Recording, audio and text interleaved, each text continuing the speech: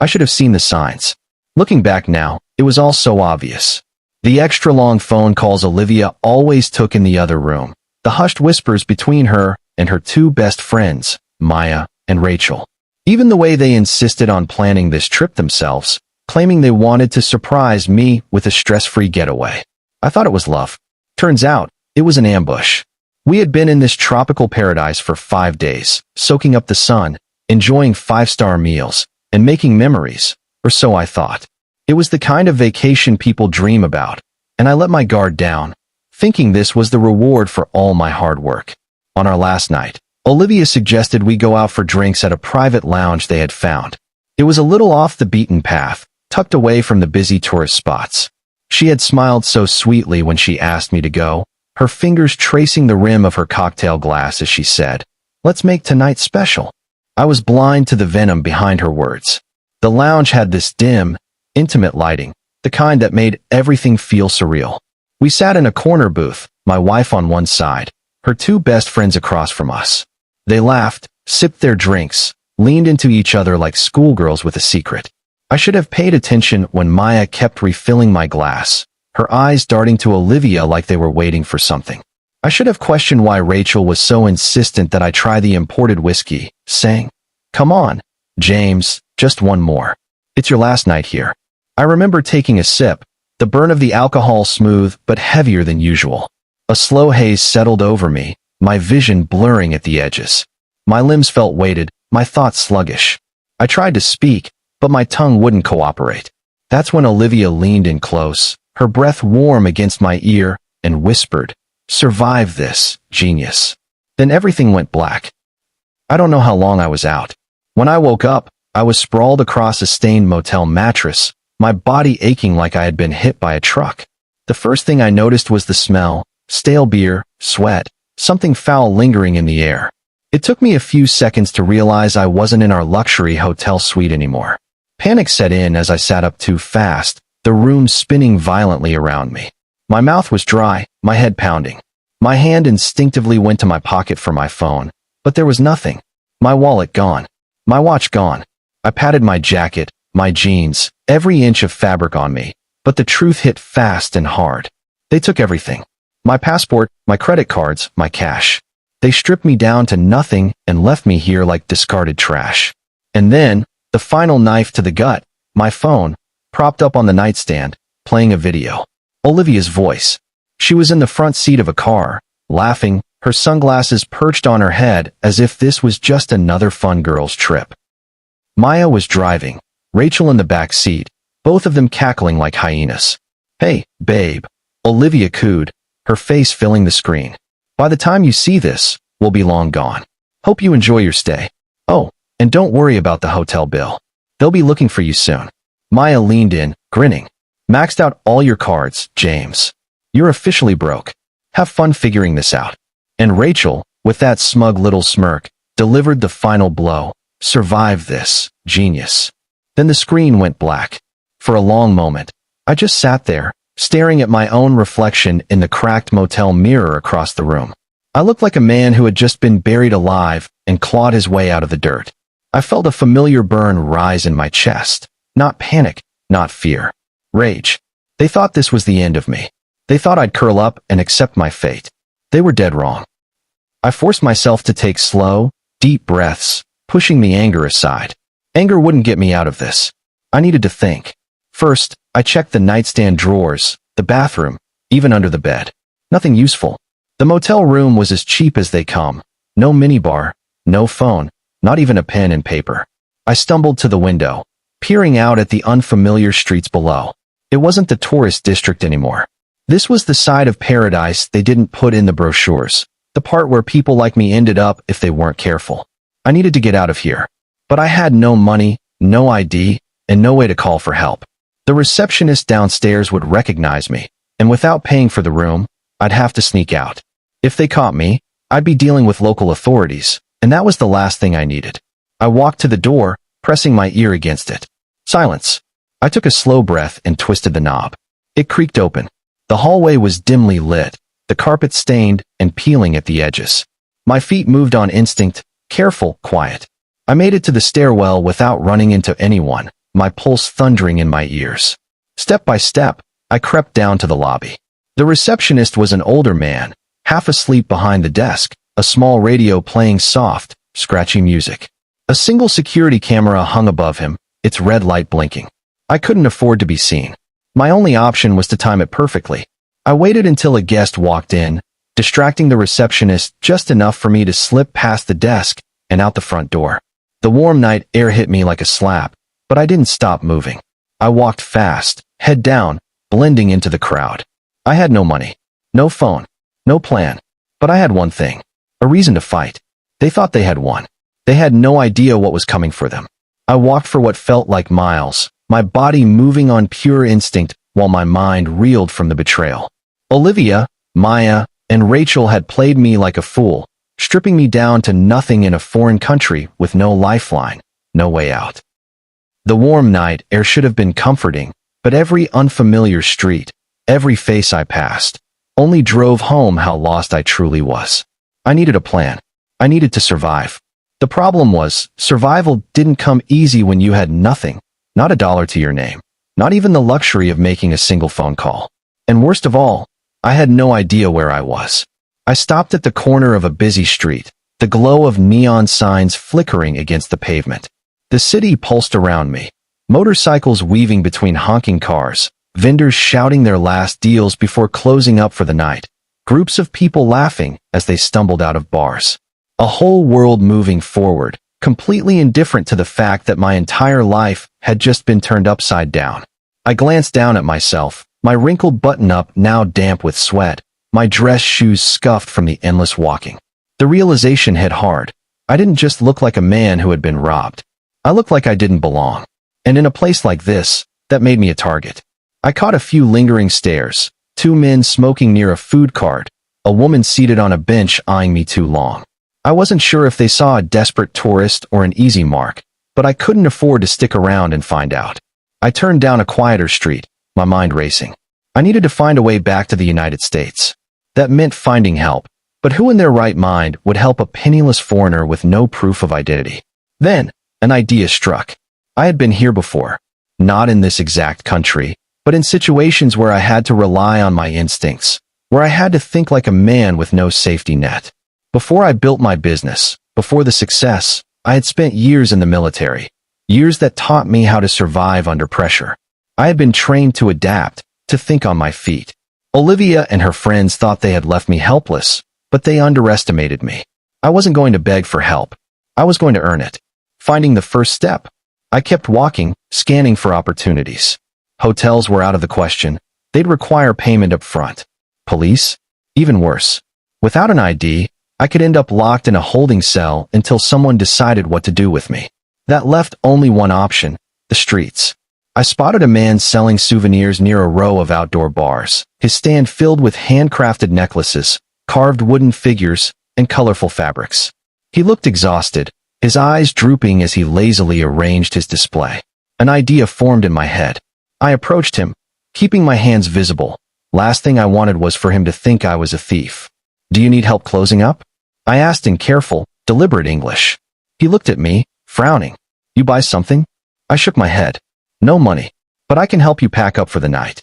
His frown deepened, but then his eyes shifted past me, toward the group of drunks laughing near his stand. Tourists. Easy distractions for pickpockets. He sighed and nodded toward a stack of folded cloth. "Put these in the bag." I moved quickly, folding and packing as he closed the stand. It wasn't much, but it was something, a sign that I wasn't just some lost fool wandering the streets.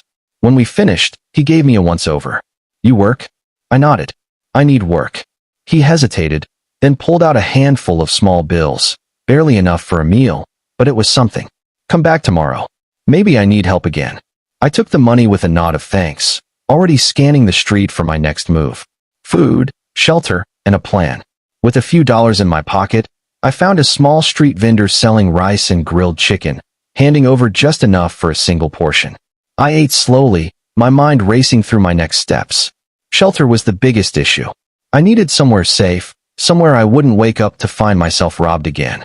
As I wandered, I spotted an old church near the edge of the district, its doors open to the public. Churches, I remembered from my travels, often allowed people to sleep inside, especially those down on their luck. I stepped inside, the scent of old wood and burning candles greeting me. A few people sat scattered across the pews, some lost in prayer, others simply resting. I found a quiet corner near the back and sat down, exhaustion washing over me. I had survived the first night. But this wasn't over. A morning of hard choices. By dawn, I was already up, my muscles sore from sleeping against the wooden pew. The city was different in the early hours, quieter, but just as busy. Vendors set up for the day, workers hurried to their jobs, and for the first time since waking up in that motel, I felt a sense of clarity. I couldn't stay in this cycle of barely getting by. I needed real help, and fast. I had one lead, an old business acquaintance, Victor, who had mentioned having contacts in this country. We weren't close, but I knew where to start looking. The only problem? Finding Victor meant getting access to a phone and a way to call him. And that meant finding another way to make money, fast. The first step toward home. By midday, I was back on the streets, offering my help wherever I could, unloading deliveries, moving furniture for a small shop owner, even sweeping in front of a cafe. It wasn't much, but by the afternoon, I had enough to pay for a short session at an internet cafe. I logged into an old email account and searched through my past contacts, scanning for Victor's last message. My heart pounded as I found his number. Taking a deep breath, I borrowed a few more coins from my earnings and dialed the number. It rang. And then, James. Victor's voice was cautious, confused. I exhaled sharply. Victor, I need your help. The game was about to change. I wasn't out of the woods yet, but I had taken the first step. And Olivia and her friends had no idea that their little game was about to take a very, very dark turn. Victor's silence on the other end of the line stretched for a moment longer than I liked. I could hear faint sounds in the background, voices, the clicking of a keyboard, the occasional burst of laughter. He was in an office, which meant I had caught him during work hours. Good. It meant he wouldn't be able to make excuses or brush me off. James. His voice came through again, this time laced with cautious disbelief. Man, I haven't heard from you in years. Where the hell are you calling from? I swallowed the bitter taste in my mouth, gripping the borrowed phone a little tighter. I'm in trouble, Vic. I'm stranded in your country with no money, no passport, and no way out. I need your help. A sharp inhale. Damn. What happened? I hesitated. I could have launched into the full betrayal, told him about Olivia and her scheming friends, about how they had left me drugged and robbed in a motel. But the truth was, I didn't have time for pity. What I needed was a solution. Long story, I said instead. But I need a way to get back to the States. Do you still have those connections in the consulate? Victor sighed heavily. Not as many as I used to. Things changed since we last talked. But I might know someone who can help. Where are you now? I glanced around the dingy internet cafe, the rows of outdated computers, the tired-looking owner eyeing me, waiting for his payment. Somewhere I can't stay for long. I need to move. All right. There's a bar near the business district called El Toro. Ask for Luis. Tell him Victor sent you. He's not the friendliest guy, but he owes me a favor. A bar. Not exactly the kind of place I wanted to put my trust in, but right now, I didn't have the luxury of options. Got it. Thanks, Vic. I owe you. You already owed me, Victor muttered, then added. Be careful, James. This place isn't exactly kind to desperate men. I hung up and exhaled slowly. Time to move. The road to Luis. I used the last of my borrowed change to pay the cafe owner and stepped out into the midday heat. The sun bore down mercilessly, and the streets pulsed with life. Vendors shouting, cars honking, people rushing past. El Toro was about 3 miles away, a long walk in the heat, but taking a cab wasn't an option. With no money, no ID, and no backup plan if this went sideways, I had to keep my head down and rely on my instincts. As I walked, I kept an eye on my surroundings. I wasn't being paranoid. I knew I stood out. A lone foreigner, clearly not a tourist, wearing wrinkled clothes and moving with purpose. I might as well have been a walking target. At one point, I noticed a group of young men lingering near a street corner, their eyes following me a little too long. I didn't break my stride, but I adjusted my path, weaving into a more crowded area. Rule number 1 of survival. Never make yourself an easy mark. By the time I reached El Toro, the sun had begun its descent, casting long shadows over the narrow alleyways.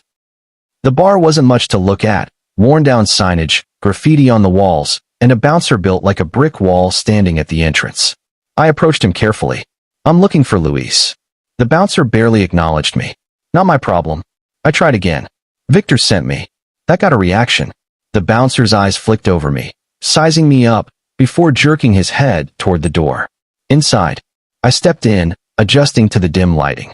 The air smelled of stale beer and sweat, the murmur of low conversations blending with the hum of an old jukebox in the corner. The place wasn't packed, but there were enough people to make it clear this was a regular haunt for those who lived by their own rules. At the bar, a man in his late 40s sat nursing a drink. He had sharp eyes, a thick mustache, and an expression that told me he didn't have time for nonsense. "Luis." I approached, keeping my movements calm. "Luis." He didn't look up. "Depends who's asking." "Victor sent me." That got his attention. His gaze lifted, studying me with a mix of curiosity and suspicion. "You look like you've had a bad week." "You have no idea," I muttered. Luis motioned to the stool next to him. "Sit." I did. "What do you need?" he asked, voice low. "A way out of this country." Luis let out a dry chuckle. "Not easy. Not cheap." I exhaled. "I don't have money, but I can work." He tilted his head. "Work, huh? What kind of work?" I met his gaze. "Whatever gets me out of here." For a long moment, Luis didn't say anything. Then, he downed the rest of his drink and leaned in slightly. "There's a man who needs a driver. Not exactly legal, but it pays. You do this, you'll have enough for a passport and a ticket." I didn't hesitate. "I'll do it." Luis smirked. "Thought you might." He pulled out his phone and sent a quick message. Then, he turned back to me. "Be here tomorrow. 6 a.m. Don't be late." I nodded. "I'll be here." Luis stood, stretching. "One more thing." I raised an eyebrow. "Yeah." He gave me a look that sent a chill down my spine. "Don't screw this up." With that, he walked off, leaving me alone at the bar. I had a job, a plan, and for the first time since waking up in that motel, I had hope.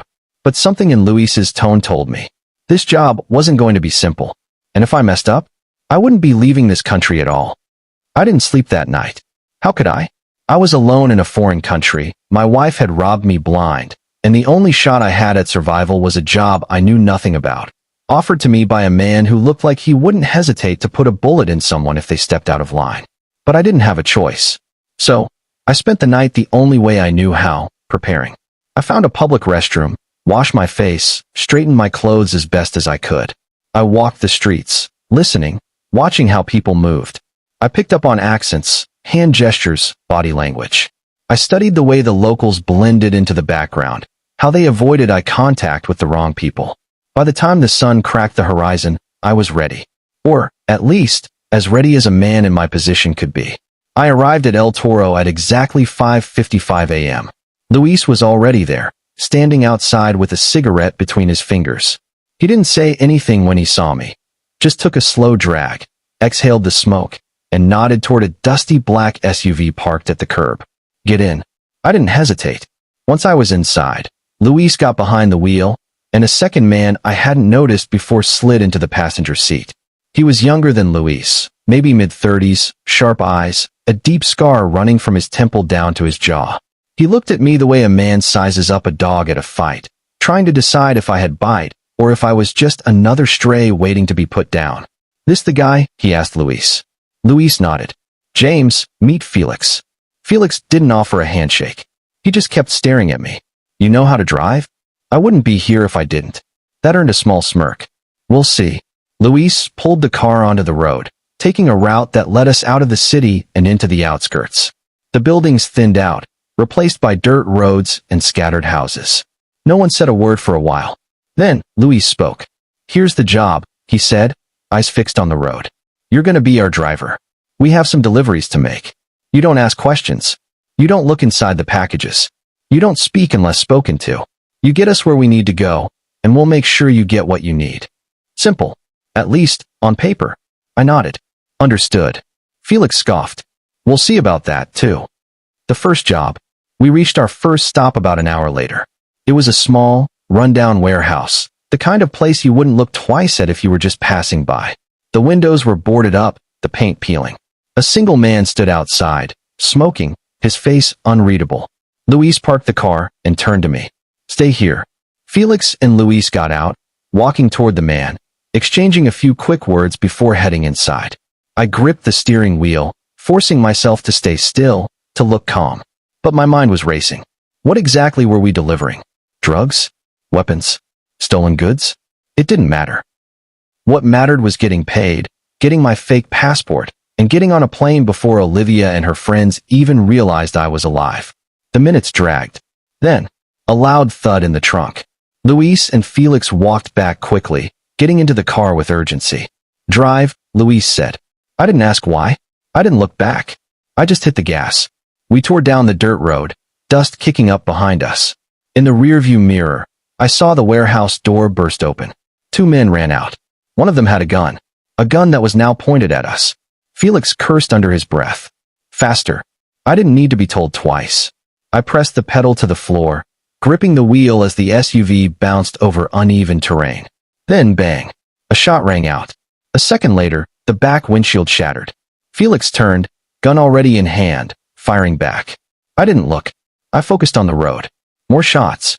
More shattering glass. Then, silence. I kept driving until Luis finally said, "Slow down. We're clear." I exhaled, my hands aching from how tightly I had been gripping the wheel. Felix let out a dark chuckle. Not bad. Luis nodded. Yeah, not bad at all. I didn't ask what had happened back there. I didn't need to. This wasn't just about deliveries. It was about survival. And I had just proved I was willing to do whatever it took. A step closer to freedom. We made 2 more stops that day. No gunfire, no shattered glass. Just exchanges. Bags were passed, money was counted, and I did my job, drove fast, stayed quiet, and didn't ask questions. By the time we returned to El Toro, the sun was setting, the heat of the day finally easing. Luis parked and turned to me. You did good. Felix leaned back in his seat, smirking. Didn't panic like most guys would have. I shrugged, trying to mask how tightly wounded I still felt. Not my first time under pressure. Luis studied me for a long moment. Then, he reached into his jacket and pulled out a small envelope, tossing it onto my lap. First payment. I opened it. Cash. Enough to get me through a few more nights, maybe even buy some new clothes, get a proper meal. But not enough to leave. Luis must have read my mind. You do 2 more jobs, you'll have what you need. 2 more. I exhaled, nodded. Felix grinned. Welcome to the team, James. I didn't respond. Because I knew. This wasn't a team. This was a game. And I had just been dealt in. The problem with choices. That night, I found a cheap hostel and paid for a bed. I ate real food for the first time in days. I took a long shower, letting the water wash away the grime, the tension. And then, lying on the stiff mattress, staring at the cracked ceiling, the weight of it all hit me. I had 2 choices. Stay in this life a little longer, get my fake passport, and leave.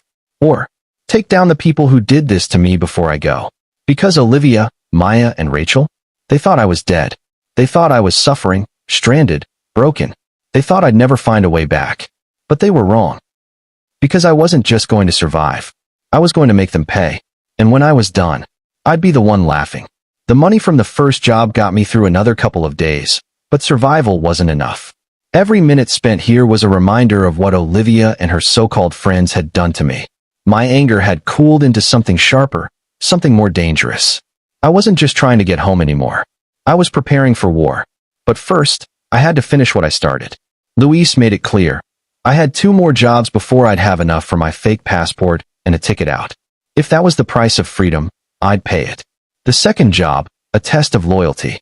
I arrived at El Toro before dawn, just like before. Luis was waiting at the curb, a fresh cigarette between his fingers. This time, Felix wasn't with him. Where's your guard dog? I asked. Luis smirked. Felix doesn't like being woken up early. But you? You look like you didn't sleep at all. He wasn't wrong.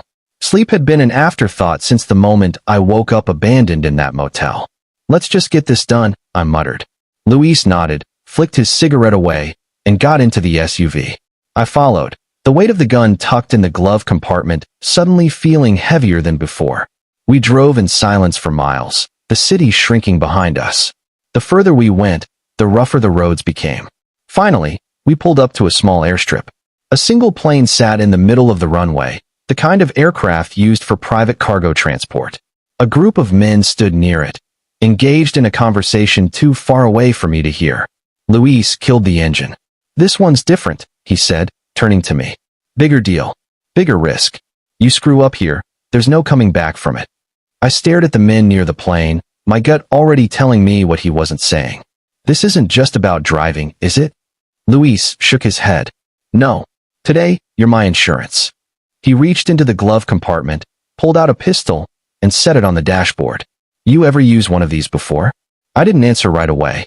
I had been in the military.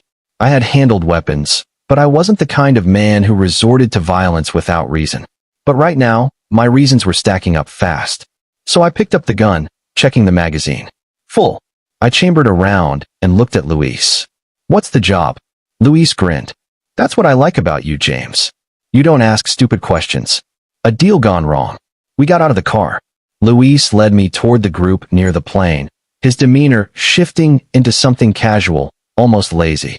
Like this was just another day at work. The man in charge was Eduardo, a stocky guy with a shaved head and sharp eyes. He was flanked by two men, both armed, both watching us closely. Luis and Eduardo exchanged pleasantries, but I wasn't listening. My focus was on the body language. Something was off. Eduardo was tense.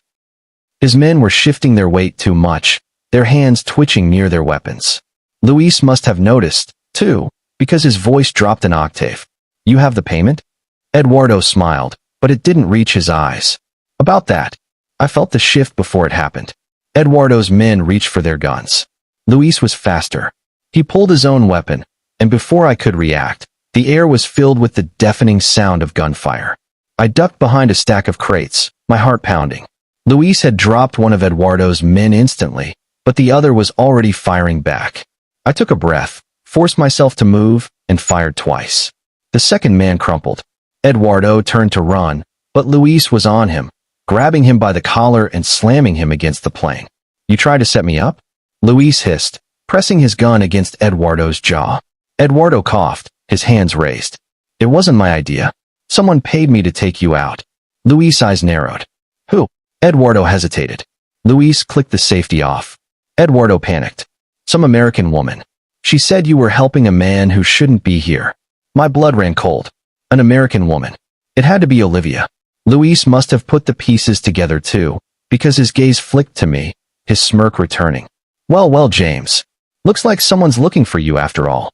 Shifting priorities. Eduardo didn't make it out of that airstrip alive. Luis didn't say a word about it.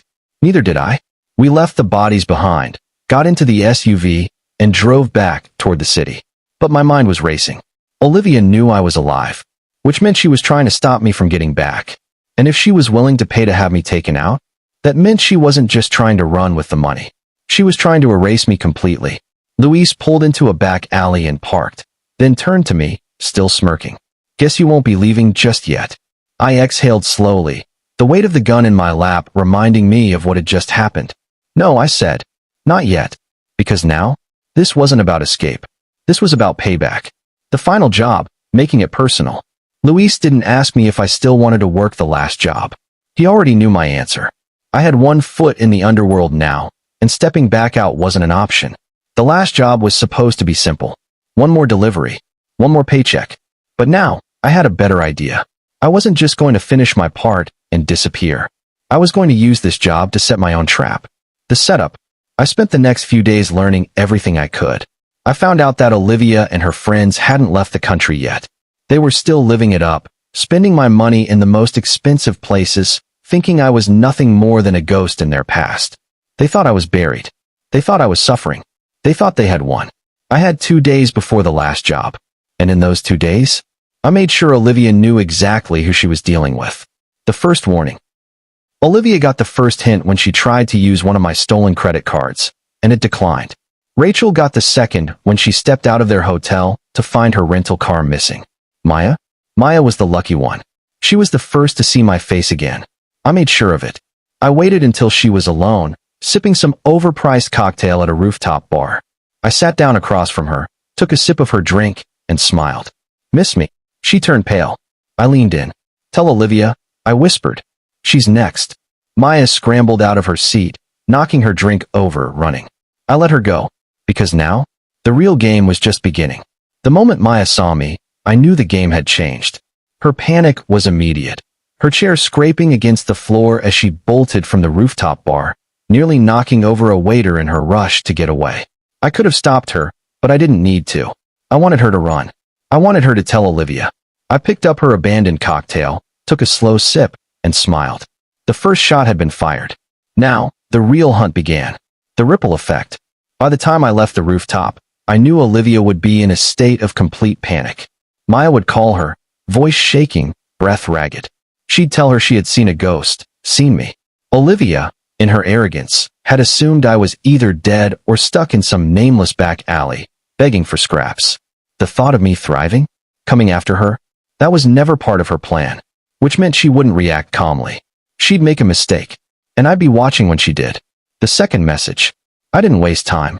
That night, I tracked down where Olivia and her friends were staying. The Orchid Grand Hotel, one of the most expensive resorts in the city. The kind of place with marble floors, a full-time concierge, and drinks that cost more than some people's rent. She was still living like a queen, still using my money to fund her fantasy. Not for long. I walked into the lobby like I belonged there, like I had a reservation waiting for me. I didn't stop at the front desk, didn't make eye contact with the staff. I just moved, fast and quiet, through the halls until I reached their suite. Room 1403. Perfect. I pulled out a hotel envelope I had swiped from the front desk earlier. Wrote a short, simple message on the back. Then, I slipped it under the door. The note read, "You tried to bury me. Now I'm digging up the truth." Olivia's first mistake. I didn't stick around to watch their reaction. Instead, I found a spot across the street, blending into the crowd, watching the entrance of the hotel. 15 minutes later, Olivia stormed out, her face pale, her movements frantic. Maya and Rachel were right behind her, whispering furiously, looking over their shoulders like I might appear at any moment. I stayed exactly where I was. Because this fear in their eyes, was better than any confrontation. They were starting to unravel. Good. That was the whole point. Disrupting the illusion. Olivia's next move was predictable. She went straight to the bank, trying to access her accounts. I had already locked them down. She tried to use one of my stolen credit cards again. Declined. She pulled out her phone, probably to call her new boyfriend, whoever he was, but I had already made sure she wouldn't get an answer. Because the thing Olivia didn't know, I had friends, too. And while she had spent her time playing games, I had spent mine making connections. She was about to learn just how powerful those connections were. The setup. Luis had been watching all of this with amusement. "You know," he said, leaning back in his chair, "when I met you, I thought you were just another desperate man looking for an escape." I smirked. "And now?" Luis chuckled. "Now? I think you might be more dangerous than the people you're hunting." He wasn't wrong. I had spent weeks surviving, clawing my way back from nothing. Every moment had sharpened me, honed me into something Olivia and her friends could never have predicted. I wasn't just looking for revenge. I was engineering it. And it all came down to the next phase. I needed one final job, but this time, I wasn't working for Luis. This time, Luis was working for me. The grand betrayal. I made Olivia a deal she couldn't refuse. I sent another note, this time to her phone, an anonymous message, just cryptic enough to make her desperate. "Meet me at midnight. Alone. Or the whole world will know what you did." I knew she'd come. She had no choice. Because now, she wasn't just afraid of me. She was afraid of what I knew. The final play. Midnight.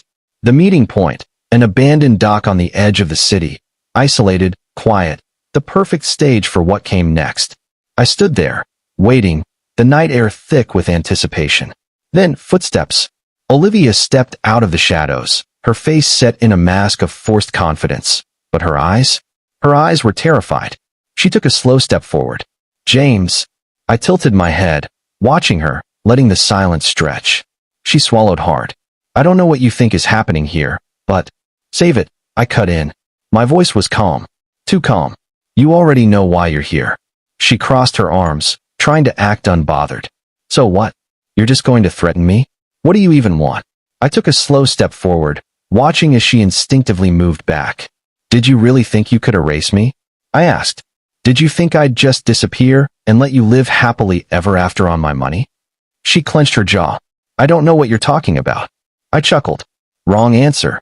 Before she could speak again, a car pulled up behind her.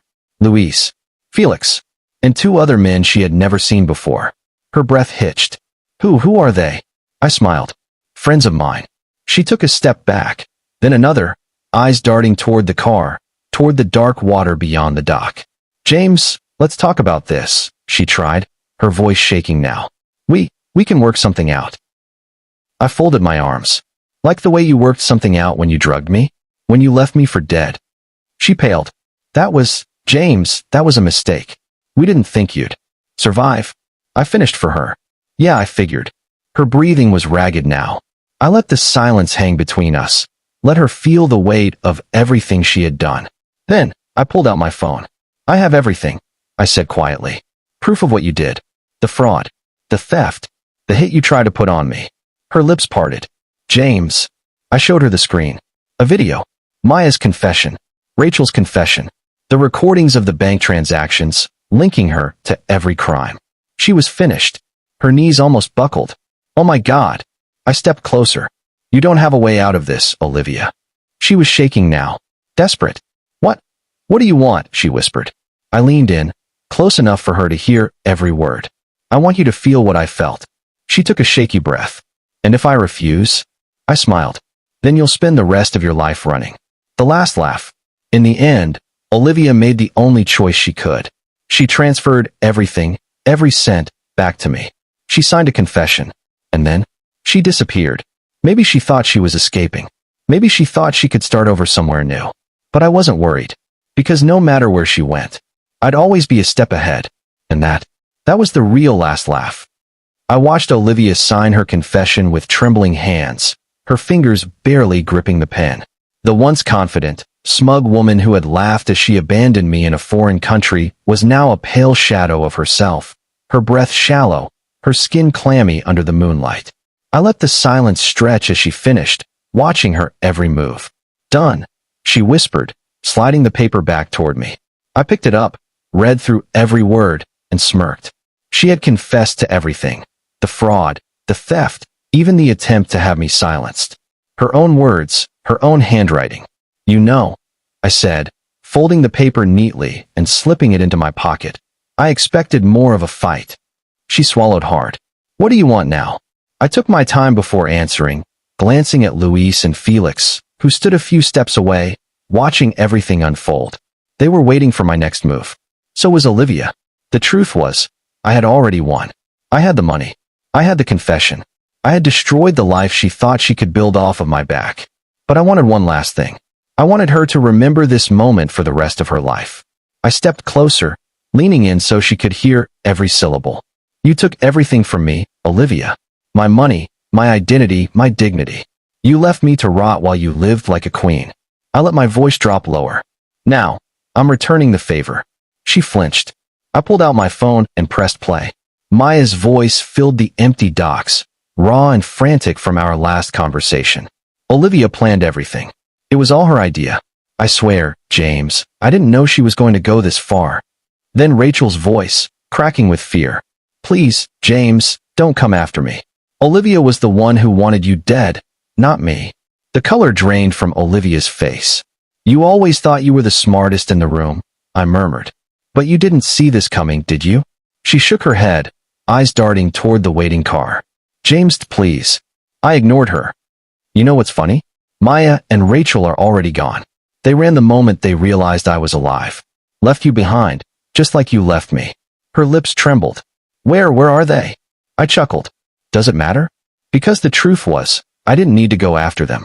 They had already destroyed themselves. Maya was last seen trying to book a flight under a fake name, desperate to disappear before the authorities caught up with her.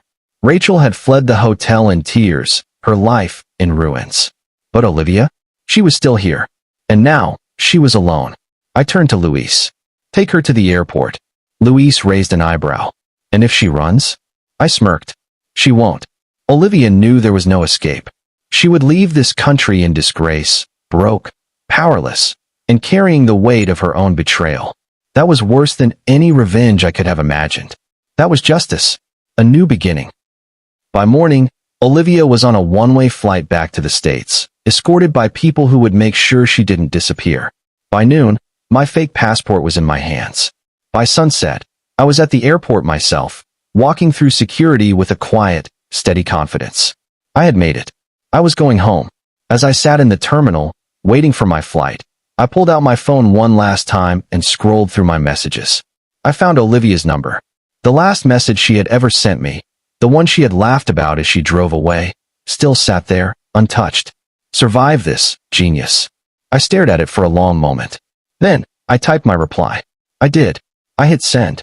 And as my flight was called, I walked toward my future, leaving Olivia, and everything she had done, far behind.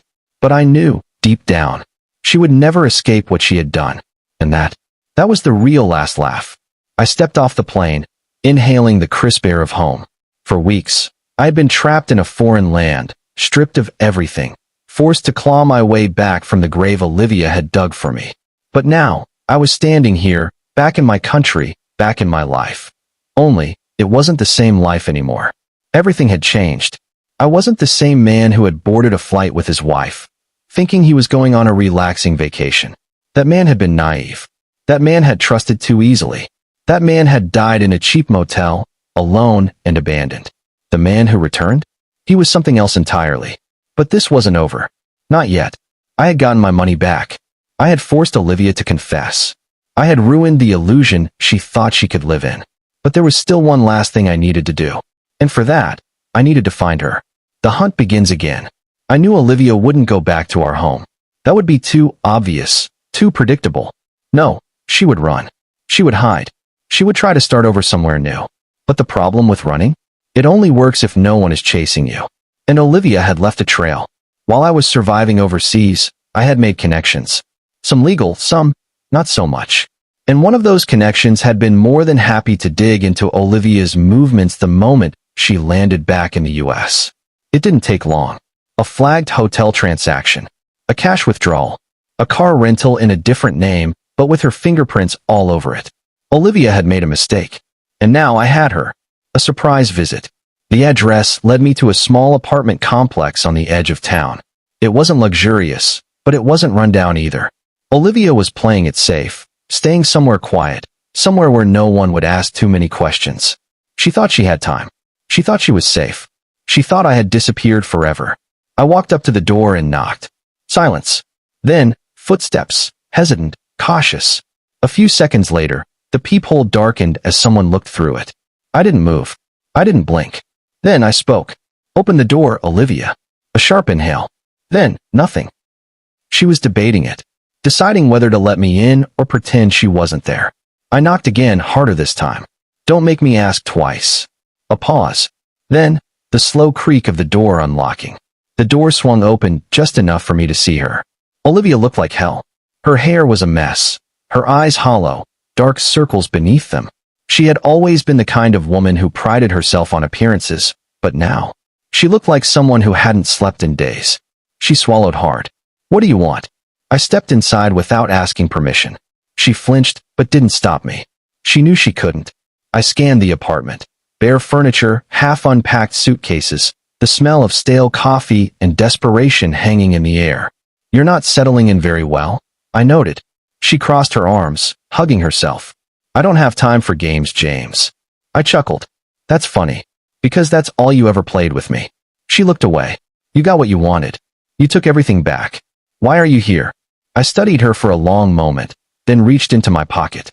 I pulled out the confession she had written back at the docks. Her breath hitched. I never turned it in, I said, letting the paper dangle between my fingers. I could have had you arrested the moment you landed. Her lips parted. Then why? Because prison is too easy, I cut in. You don't get to rot in a cell where you don't have to think about what you did. No, Olivia. You're going to suffer the same way you made me suffer. She took a shaky step back. I leaned in, lowering my voice. Everywhere you go, I'll be there. Every time you try to start over, I'll be watching. You will never feel safe again. You will never have peace again. You will never forget what you did to me. Her breathing became ragged. Please, James. I was stupid. I was greedy. I didn't. I held up a hand. Save it. I don't care about your excuses. She wiped at her eyes. Then what do you want? I smiled. I want you to live in fear. And with that, I turned and walked out. Because the truth was, I had already won. And now, Olivia would spend the rest of her life looking over her shoulder. Just like I had.